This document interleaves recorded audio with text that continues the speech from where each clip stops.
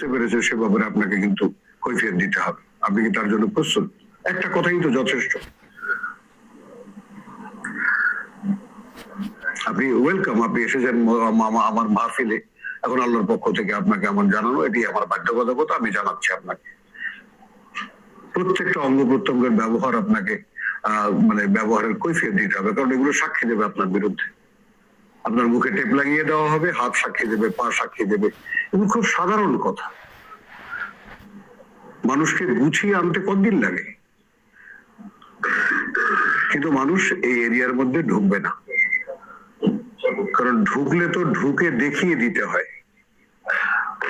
যারা যারা এর কথাটা বলবেন আমিলা সালেহান, তাদেরকে এই কথাগুলো, এই কাজগুলো করে দেখাতে হয় যে ভাই দেখেন এইভাবে আমি আমার নিজেকে, এটা ম্যাগনেট তো কোনো ডিস্টার্ব করো না সাউন্ডে,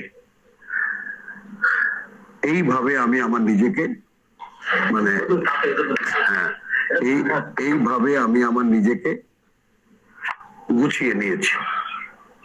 আল্লাহ এইভাবে গোছাতে বলেছেন। এখন ওই ফুরকানকে আমরা এখানে নিয়ে আসবো।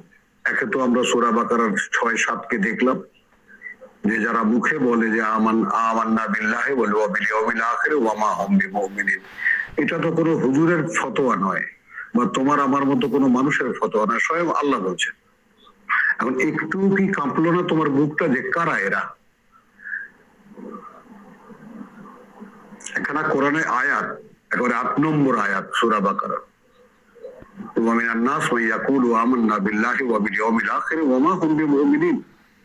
একদম ক্যাটাগরিক্যালি বাদ দিয়ে দিয়েছেন আল্লাহ। আদৌ তারা বিশ্বাসী নয়, ধোকা দিতে চায় আল্লাহকে, ধোকা দিতে চায় বিশ্বাসীদেরকে। আসলে ধোকা দেয় না তারা, বরং নিজেদেরকে, কিন্তু এটা ধারণাও করতে পারে না এরা কারা।